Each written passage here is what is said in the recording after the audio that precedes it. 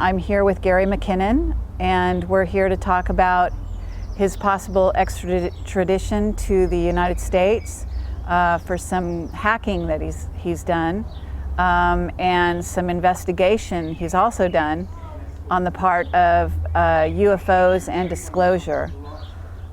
So Gary, maybe you can tell me what it is that the U.S. government is really sort of on about in regard to you, and your perspective on it. The main thing that concerns me, I've made full and frank admissions all the way down to police interviews that yes, I did obtain unauthorized access to these systems. But they're piling on these ridiculous damage claims. And I've since found out that for it to be worth a year in prison in America for an extradition case, it has to be worth at least $5,000 damage because it comes under cybercrime.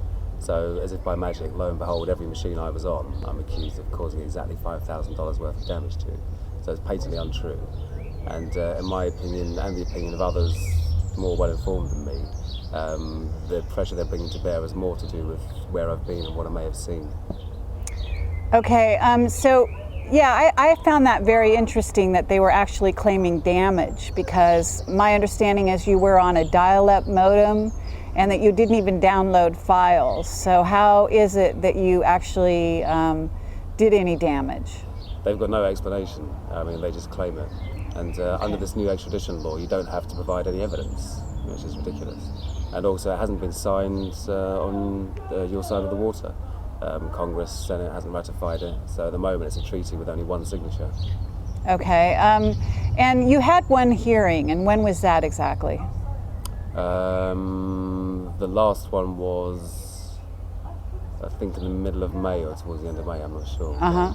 And you have another one coming up in July, is that right? No hearing scheduled as yet. We've got till June the 21st to make representations to the Home Secretary.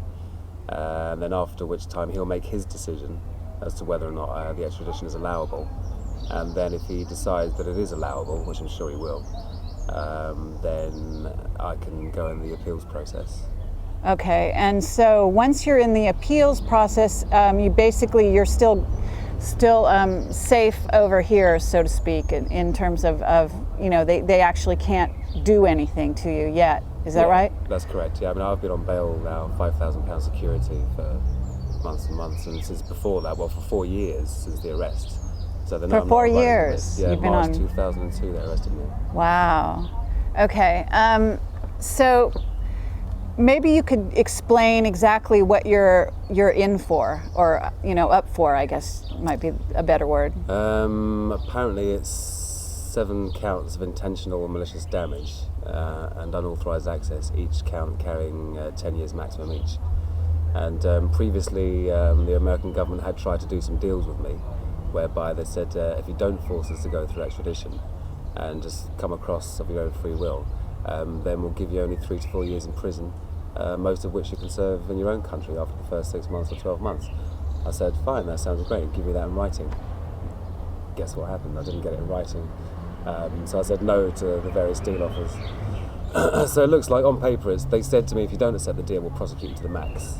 That's a verbatim quote from Ed Gibson, who was the attaché of the US Embassy in London at the time. And to me, that's not a deal. A deal is something arrived at after reasonable discussion between 2 or more parties. Absolutely. Not saying, here it is, if you don't take it, we'll prosecute you to the max. So yeah, I think they do want to try and push for the full 60, 70 years in prison, which is ridiculous considering they had blank passwords and another was no passwords. Right. So let's get into that a little bit.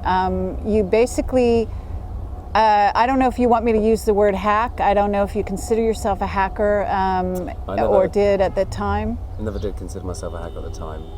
And also basically all I was doing, because it was an administrator level account, let's not forget, with full control of the local machine with a blank password. So it was almost like logging on. So let's back up one minute here, and exactly what were you looking for when you were doing this? At first I was looking for anything to do with UFOs. As I got more into the subject and listened to more serious talk and discussion about the subject, and was introduced to the Disclosure Project, and realised that there were 400 witness testimonials from people that had worked from everything in civilian air traffic control, up to military radar operators, right up to men and women in charge of whether or not to launch nuclear missiles. I thought these are surely credible people. And the whole suppressed technology thing of it, which kind of grabbed my humanitarian side. I thought, crikey, we're having wars over oil, we're burning fossil fuels, polluting the environment. We have old age pensioners dying in Britain because they can't afford to heat themselves because the fuel bills are so high. So I thought, why on earth is this technology being sat on? I can see perhaps some of the arguments that may be forwarded, what if terrorists had free energy, or terrorists had anti-gravity, or what if terrorists had guns? Everything's dual use. Sure. Yeah, if you protect it, make it tamper-proof, anything, but just get it out to the public, because surely everyone should have it. Okay, so, but as far as the hacker community, you said, I believe, in some of the things I read, that you came across a lot of other sort of interested parties that were investigating the same places you were, and were aware that they were blank passwords and were able to get into via the administrative sites. Is that right? Yeah. I mean, I would have been surprised if there wasn't anyone else, because it wasn't even really a hack to get into. It was just large-scale phishing for blank passwords. And some of these places, were pretty special places. They weren't places that you would think wouldn't have firewalls or blank passwords. And this was what year that you were involved in this? 2000, 2001. Mm-hmm. So it's not that long ago, so computer systems should have been, especially for government and military and NASA, you would think they would be covered. Absolutely. For things like that. In fact, I think they're supposed to be federal guidelines, Mm-hmm. So in a way, you did them a favor. Isn't that true? Yeah, you could look at it like that, because I'm sure, the other connections that were there, Turkey, Holland, Germany, all across the world, you see the IP address list of who's connected to the machine, then you can look it up and find out which countries they're in, and even which businesses own the IPs. And I don't know whether that was foreign governments, it could have been Al-Qaeda, or it could have been someone else just like me, who's just snooping around, who knows. That's a very interesting point. So you've got these administrators basically that got found out because of what you did. Wouldn't you? Is that what we can assume? No, it's good to clarify that it's the administrator account. A lot of the time on a corporate network or a large organisation like the Army or the NASA isn't actually used. There isn't an administrator. Oh. But it's a built-in account, so you can't delete it. You can rename it. But that's for, say, if someone wanted to do something system-wide across the whole network, they would use that account to log in remotely, because that gives you full control over the machine. But it doesn't actually refer to a particular person. Oh, so no particular worker involved in that maintains the site or anything? That's correct, yeah. Although obviously they must have IT staff that look after things. Right, and didn't you encounter one such person, or was he an IT guy that on the other end? Yeah, he was a network engineer. Because I had graphical remote control of the machines, it was literally like sitting on the chair opposite the screen, opposite the monitor. I think I must have got the time zone wrong when he was working late hours or whatever, but he obviously saw the mouse moving across the screen. And next thing I know, WordPad flashes up and someone types, "Who are you?" And I panicked, didn't want to get caught. I thought very quickly on my feet and turned around my own investigations into an explanation to answer him. And I said, "I'm from Nippernet Security," which is the non-classified internet protocol and router network. And I've discovered some unauthorized scanning coming from this machine. I'm here to investigate it. And he immediately, it was a good ploy of mine, human nature, tried to impress me with his knowledge and showed me this, did a virus scan, and pretty much showed me that the machine was clean. Wow. And then moved along. And he was never the wiser, or because I know that this was linked Maybe somehow to, well, right. But my understanding was it was linked somehow to you actually getting caught, a month later, or I don't know how much longer? I can't actually remember when that incident took place. I was doing this every night, all night, practically for 2 years. Not really looking after myself very much. So dates and things are a bit mangled. So this was a real passion of yours, in other words? Oh yeah. And would you say, was the passion for information related to UFO and hidden technology? Was that kind of your passion, or what would you say is your passion in that regard? I passionately believe that we should all have this technology, and not so much, obviously, if you could confirm the existence of extraterrestrials and their contact with us, then that would be good. But to me, it was more important to have this free energy system. Okay. So what did you find out? About free energy and antigravity, unfortunately, nothing at all. But the UFO thing, as far as I'm concerned, it may sound circumstantial to some, but as far as I'm concerned, it's proven. As part of the disclosure project, there was Donna Hare, a NASA photographic scientist, who had up to secret clearance, was in Building 8 of Johnson Space Center, she says in her testimony, and that one of her colleagues was doing some photographic work, invited her over to look at it. And she saw high-res satellite imagery, maybe half a K above the treetops. I think it was like a white disc, and she at first thought, oh, it's a blob in the emulsion, some kind of fault with the photographic process. And he said, well, look, blobs in the emulsion don't have perfectly formed shadows going in the same direction as the trees, etc., etc. All the detail was there. And she basically was saying that they had this whole place in Building 8 for airbrushing out UFOs on a regular basis, because they then, sell on their imagery to universities and the like. And having been all over other NASA installations already, I assumed the blank password scanning method would work the same in Johnson Space Center, and it did. Once I was in there, I used various network commands to strip out the machines that were in Building 8, and got onto those. And the very first one I was on literally had what she said. I can't remember if it was filtered and raw, processed and unprocessed, but there was definitely folders whereby there was a transformation in the data taking place between one and the other. These folders were full of images in a proprietary NASA format, or in a format I'd never seen before, no JPEGs or GIFs. Huh. They're also 200 to 300 megabytes in size, and being on a 56k dial-up modem, there's no way I was going to download it. It's like 5 minutes per megabyte. So what I did, the remote control program that gives you graphical control of the machine, turned the resolution right down, turned it down to I think 4-bit color, and then on the desktop of the NAS machine, navigated to the folder, double-clicked on the first image. The application launches, the image comes up on the screen, but it's still very, very slow. And what I saw, I was hoping to see exactly what she was describing, sources and very definite imagery. Mm-hmm. And what instead I saw was, I assume was the Earth. This was in sort of shades of grey, but you had the Earth's hemisphere, I think about 2/3 of the screen, and then halfway between the top of the hemisphere and the bottom of the picture, there was a classic sort of cigar-shaped object, but with sort of golf ball domes, geodetic domes, above, below, and this side, and I assume the other side as well, so to the left and right as well, and with very slightly flattened cigar ends. No seams, no rivets, no sort of telemetry or antennae or anything like that, and it just had a feeling of not being man-made. There was none of the sort of signs of manufacturing. So in essence, it was a craft, is what you're saying? Yeah. And when I first saw the top half of it, I thought, oh, well, it's a boring satellite picture or something. But as more of the thing was revealed, it was obvious it wasn't like any satellite I'd ever seen. Wow. And I've been space mad since I was about 14, so I've seen lots of pictures of satellites. Okay, so you knew what you were looking at to some degree. So basically, did you feel, I guess during those 2 years that you were doing this investigation, threatened by what you were doing? Were you, in other words, technically you got caught out by one guy, right?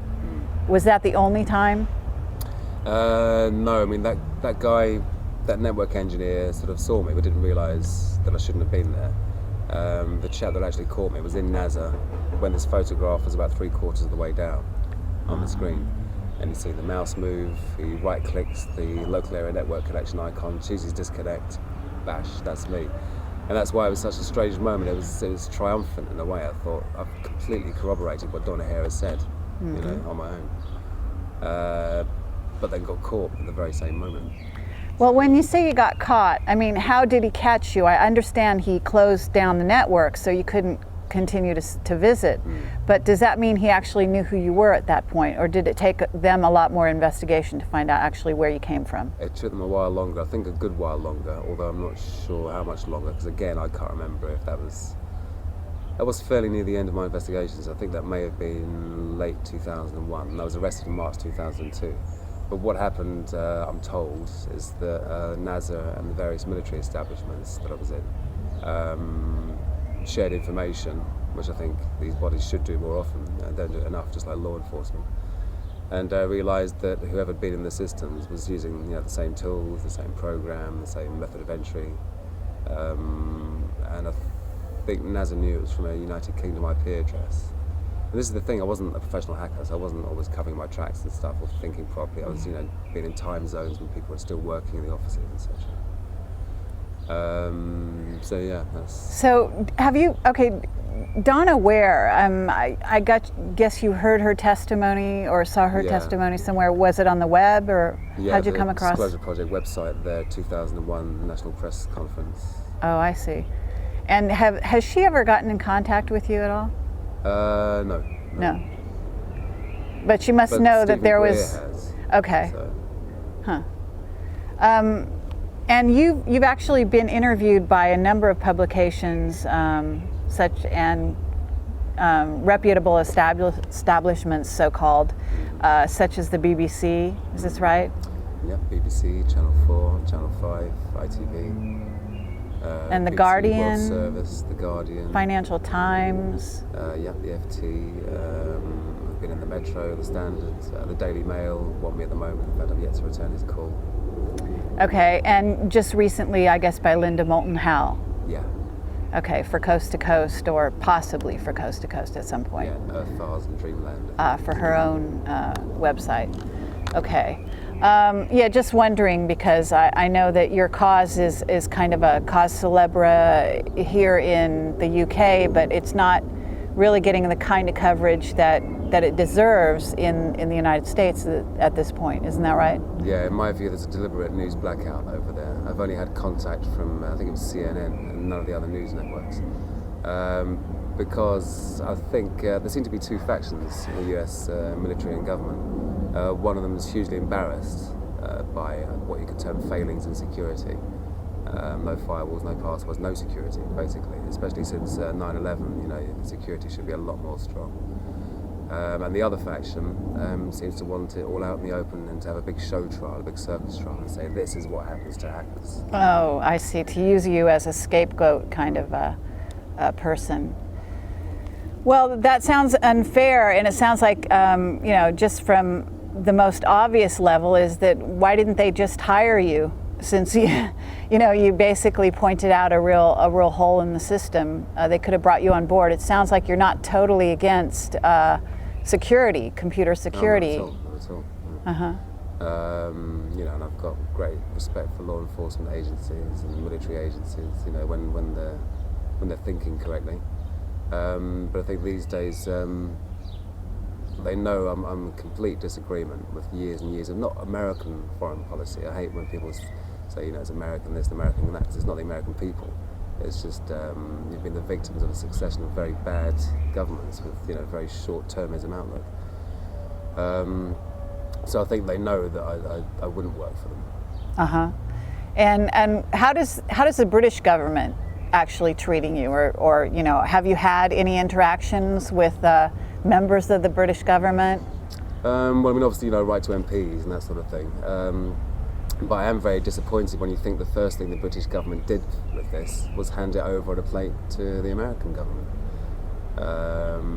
All the evidence was in London. My hard drive was in London. I was in London. Uh-huh. I'd made a full and frank admission to all the unauthorised access. All the details were there. And at first the police here were quite friendly. They said, you may get 6 months of community service, just helping the community at large, etc. But when they went over to America and had meetings with the Office of Naval Intelligence, and I think possibly the Air Force Office of Special Investigations as well, they came back with a completely different attitude. Very, very heavy, very, very serious. And then you suddenly got all the headlines about criminal masterminds and all this rubbish. Right. And isn't it true that you also sort of were inspired by War Games to some degree, the movie? That's a kind of a misquote by John Ronson. Okay. I said I had seen that. Right. But I wasn't really inspired. What actually inspired me was The Hacker's Handbook by Hugo Cornwell, who is now Peter Summer at the London School of Economics. Oh, really? It was the first hard information publication I'd read. In fact, the first issue was banned by the UK government. It had to have a reprint and stuff taken out. But now he's basically teaching. Isn't that right? Yeah, I'm not sure what he lectures in though. Oh, okay. All right. Well, that's very interesting that you sort of got into this via someone who's, I guess you certainly could say, working for the establishment on some level, right? But he wrote a book about hacking. I mean, hacking is a way of finding out information. It's kind of slang for somebody who's an investigator, but maybe not liked or not appreciated by the powers that be, right? Okay, yeah, like a journalist hacking away at the typewriter. So, can you tell me what else you found? Because I know that you have some information in regard to non-terrestrial officers. Is that right? Yeah, there was an Excel spreadsheet, and the title was non-terrestrial officers. Then it had names, ranks. It wasn't a long list. Didn't even fill a whole screen, I think. Well, could you just generally say how many? I mean, if you were to guess, are we talking 20, 50? 20. Maybe 30. Did you notice if they were male or female by chance? That I can't remember. Okay. First names and last names? Definitely ranks, but nothing to say, Army captain or Navy captain or... so the designation wasn't there as far as which organization they worked for. Yeah. So I mean, that was entitled non-terrestrial officers, and obviously it's not little green men, so I was thinking, what force is this? And that phrase is nowhere to be found on the web or in official army documentation or anything.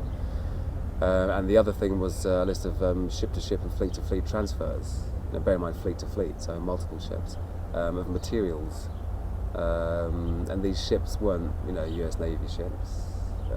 Again, I don't remember any of the names, but I remember at the time looking and trying to match up the names, and there wasn't anything that matched. So now this theoretically would have been pretty top secret information if indeed non-terrestrial is what it sounds to be, which is off-world, right? Yeah, I mean, I gleaned from that information, I surmised that an off-planet sort of space marines is being formed. And if you actually look at DARPA, Defence Advanced Research and Projects Agency literature at the moment in the last few years, and a lot of the government space command stuff, it's all about space dominance, and it really is, the final frontier. So I think, it's natural for them to want to control space and be developing a space going forward in secret.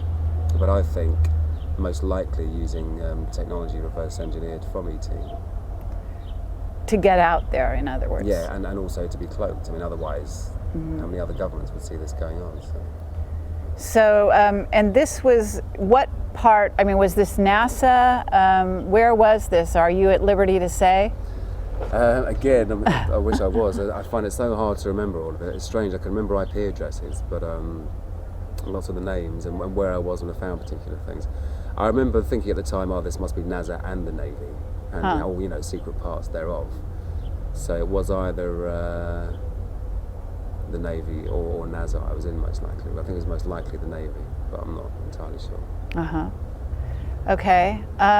So at this point, this kind of a discovery is really stupendous, right? I mean, for any researcher to come across something like that is pretty intense.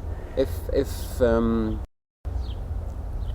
what I surmised to be correct was correct, and it does kind of point that way, I think. Okay, are you familiar with the Serpo story? We've mentioned it. I mentioned it to you, but I don't know if you've actually, because you're not on the web, right? You haven't been on the web for a number of years. That's correct, yeah. That's part of your, what do you call it, probation? Bail conditions, yeah.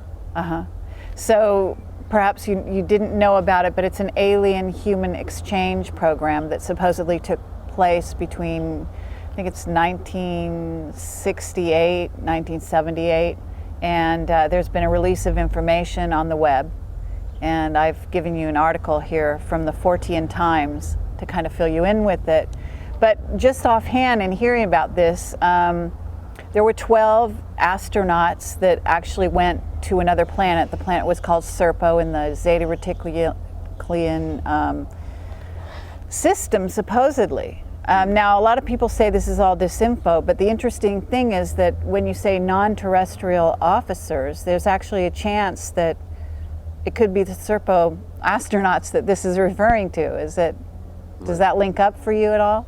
Well, I mean, yeah, it certainly could do. I think all things are possible in these kind of cases. I mean, yeah, just the fact that it's not based on Earth doesn't necessarily mean it's orbiting Earth, does it? It could just be based on another planet, another solar system. Right, because it's just non-terrestrial, meaning not on the Earth. Yeah. So yeah, we're talking about people that are based somewhere else in the solar system, theoretically, whether they're circling the planet in a spaceship or they're actually on another planet. Anyway, it's just an interesting link up that's kind of unexpected, I would say. Yeah. So what exactly happened to you when like sort of the blow by blow of when you got discovered? I'd been asleep for an hour, and it was about 8 o'clock in the morning, and I think my girlfriend answered the door. It was the National High-Tech Crime Unit. 4 or 5 officers, a big police van. They came into the house. They had a warrant for the address, so unfortunately my girlfriend at the time, her and I were living in her auntie's house. We had the ground floor, her auntie had the top 2 floors, but the warrant was for the entire house. So unfortunately, as well as taking my PC, my girlfriend's PC, 4 other PCs I had there to fix for friends, they also went upstairs and took my girlfriend's auntie's PC. Then they separated us both, and they were doing the Mr. Nice and Mr. Nasty routine, like, oh, I know what you like, mate, I used to dabble a bit, if you know what I mean, and then, oh, we got into the NAS and the Pentagone, did you, trying to get me to admit things before I was even in the police station. So I kept my mouth shut, obviously. And then we went down to the police station. I was there for 4 hours, which time I used to catch up on some sleep, because I was absolutely knackered. Then they brought me out to the cell after interviewing my girlfriend at the time. Interviewed me for a few hours, threatened to go back and arrest my girlfriend's 15-year-old cousin just because she's in the house that the warrant was for, and basically put me under great duress to actually say something without a lawyer being present. Wow. And I thought, well, bugger it, it's all on my hard drive anyway, so I may as well just tell them now because they'll find out anyway. And that's been my sort of style ever since, just full and frank admissions to the unauthorised access and the material I did download, but not the ridiculous claims of damage. So, and then after that, I had 2 police interviews, the second of which the police had just been to, I think, Washington for the ONI, Office of Naval Investigation, possibly AFOSI as well. And they had a very different tone then, were very, very serious and asking me more and more questions and actually trying to get me to admit to being places that I hadn't been in, which I found interesting.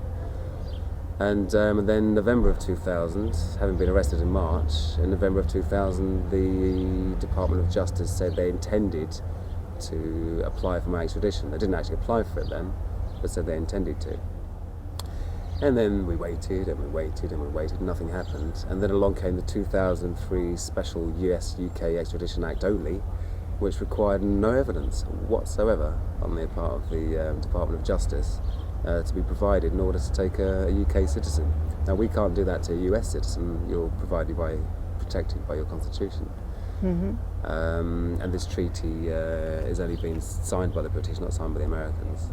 Right. 400 people are currently under threat of being extradited with this. Are they? Yeah, and America has extradition agreements with 119 countries, and only Britain and Ireland agreed to extradite their own nationals without evidence. It's a ridiculous situation. And there's also the, I guess there's the Guantanamo Bay sort of specter out there. Yeah, someone said to me, they said the fact that most people in Guantanamo Bay haven't even had trials yet, so they're not proven to be terrorists, although I'm sure many of them may be.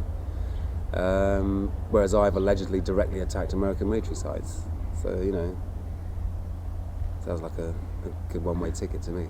And also the fact of this military order number 1, where you have a secret military tribunal, no right of appeal, no right of comment. They declare national security, and the whole thing is just in a black hole from then on.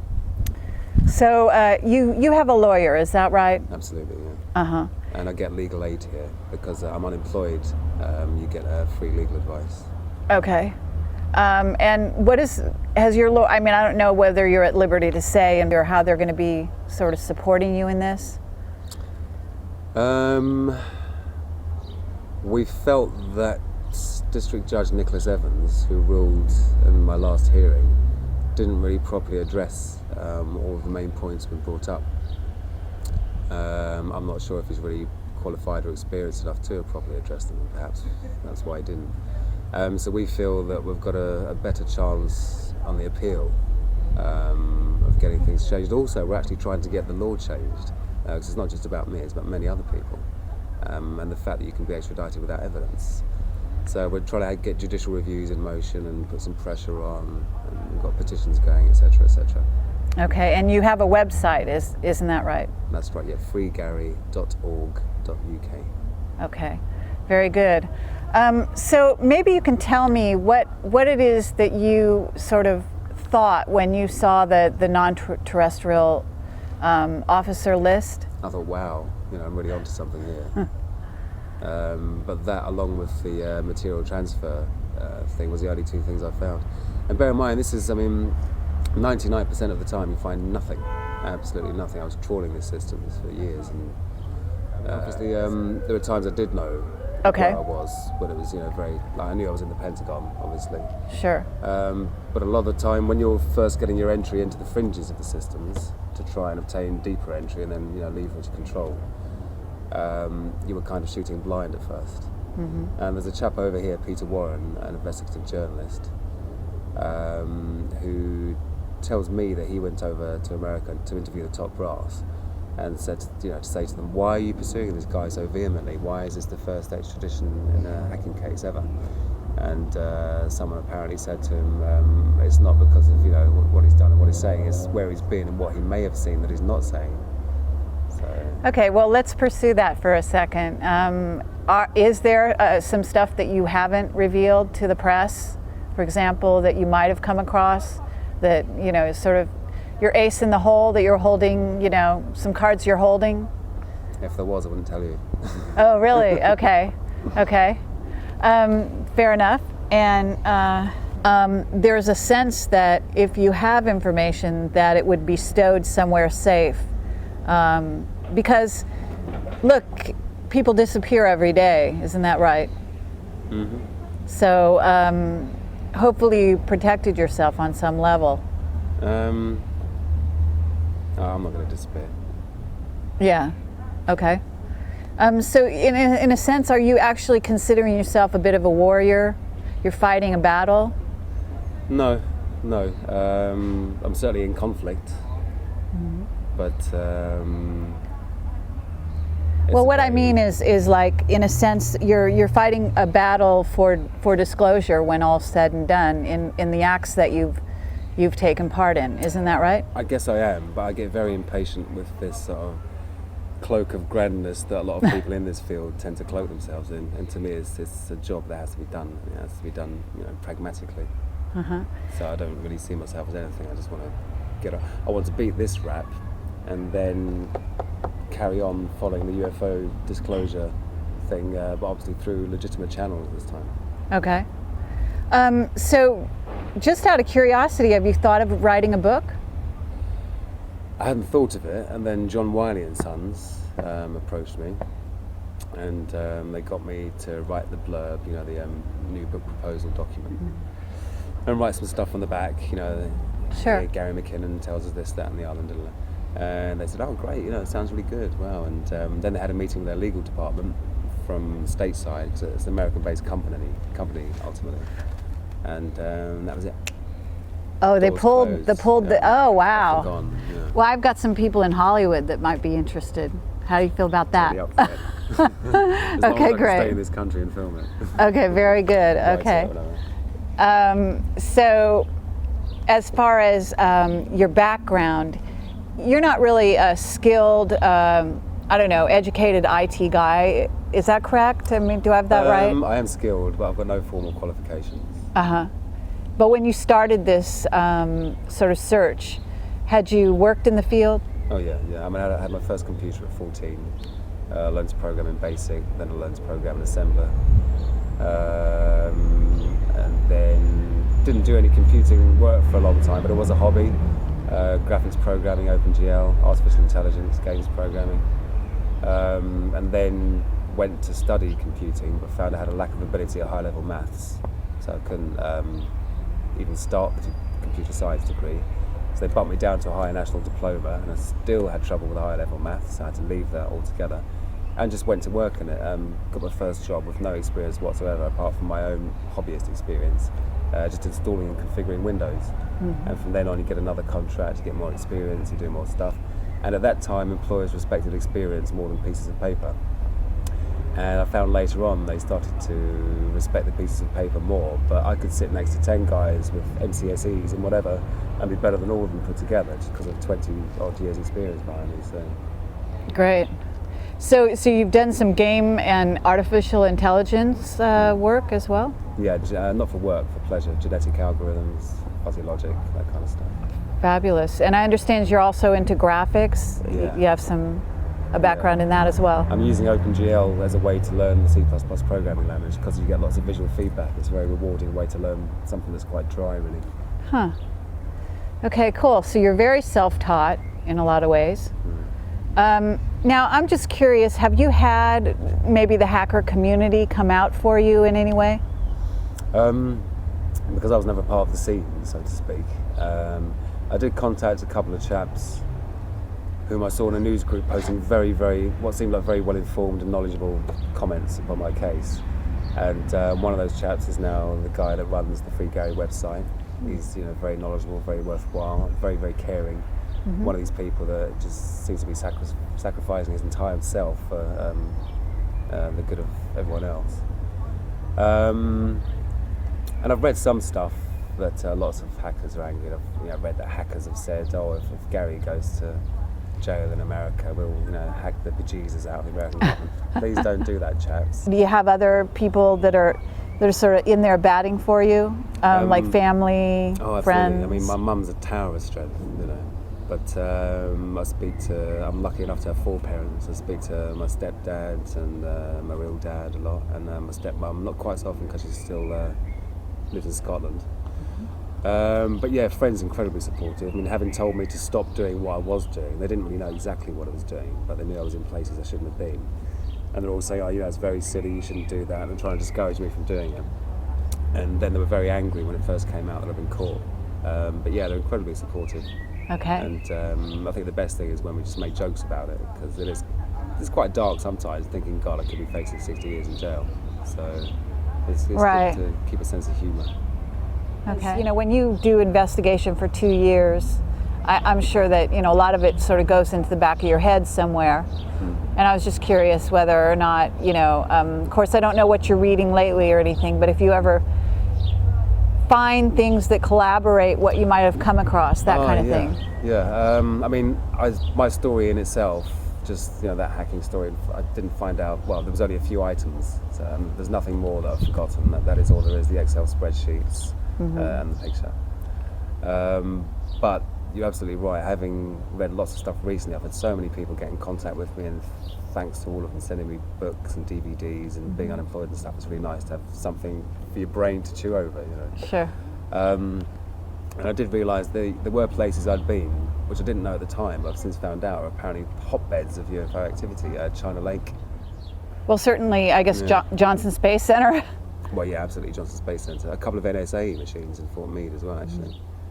So yeah, the stuff, I do think I probably was in places that were more sensitive than I realised at the time. I probably missed a whole lot of stuff, So you did keyword searches, isn't that right? Well, no, once you're actually, you have to become, it's no good just being an administrator of the machine.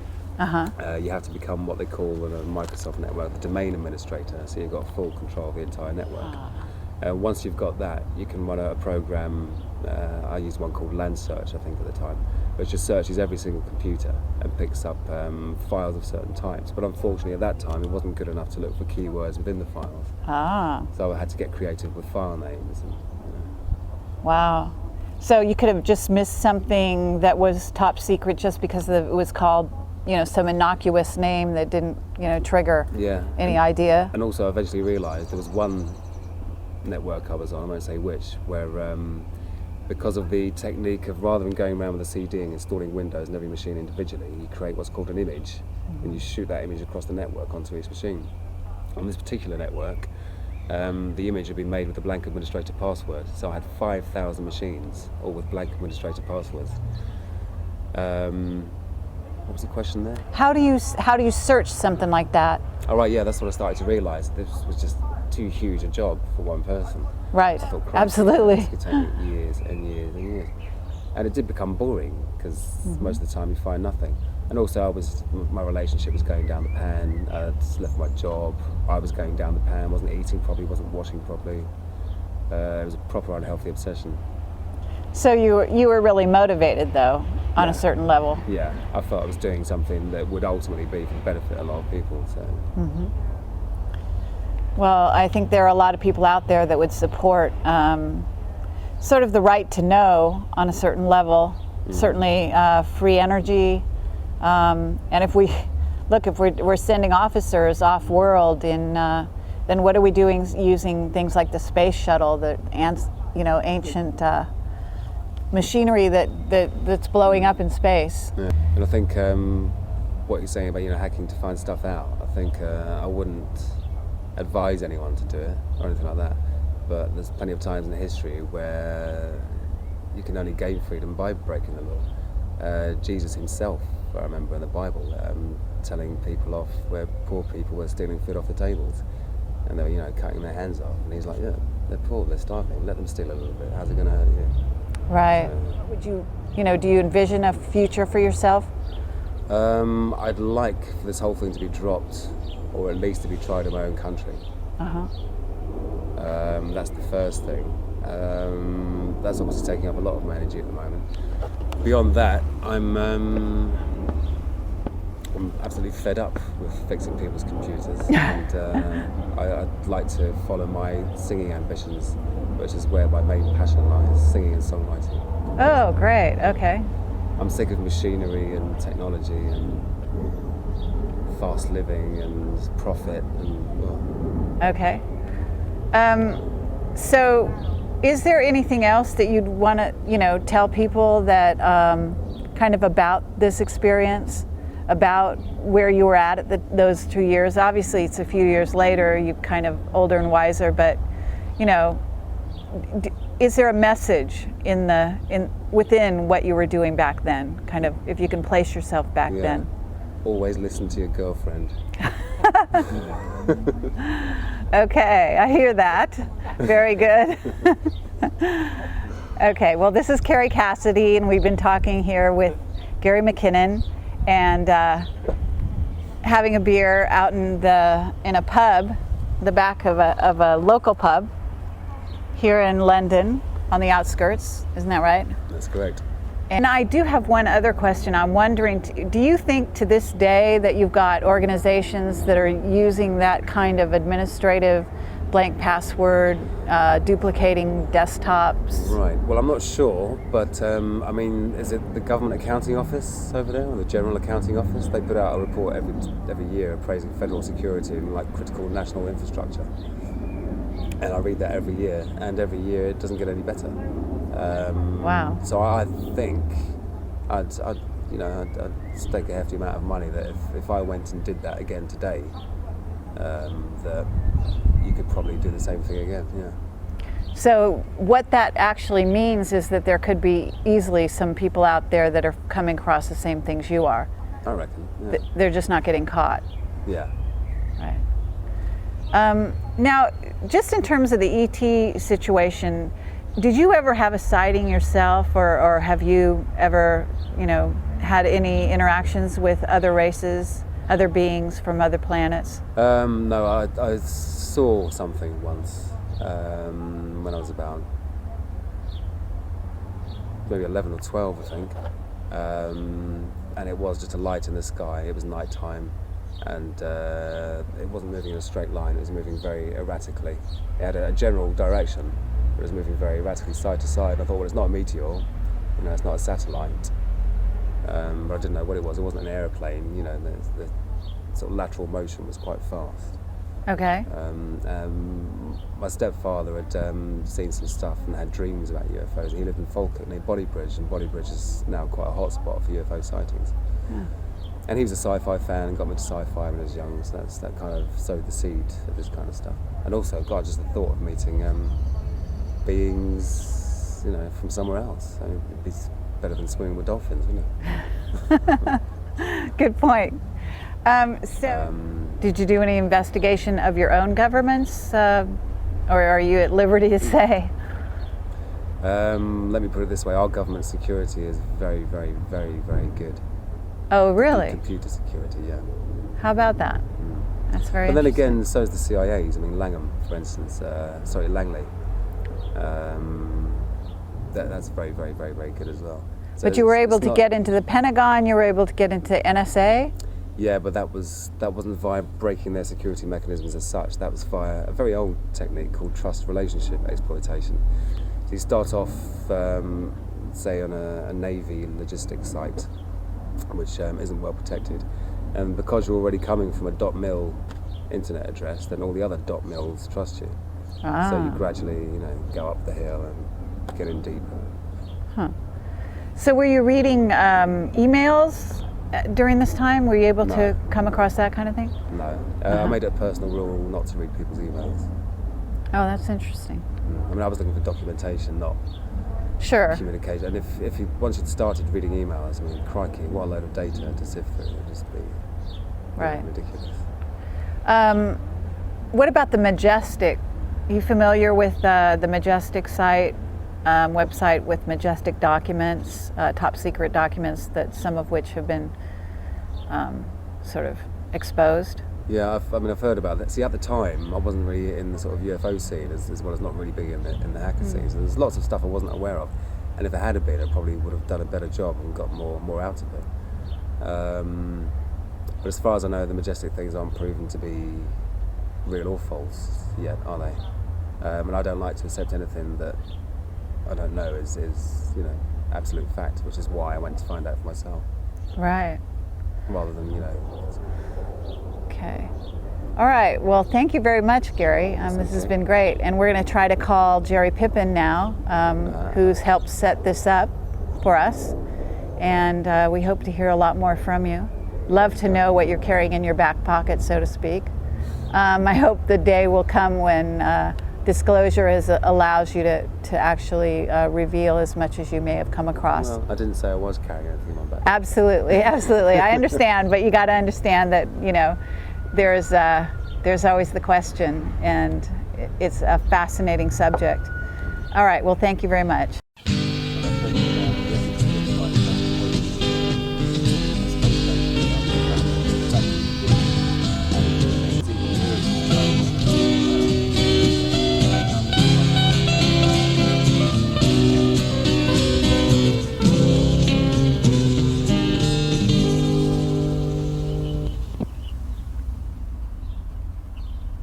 I do have to appear, but I don't have the right to say anything.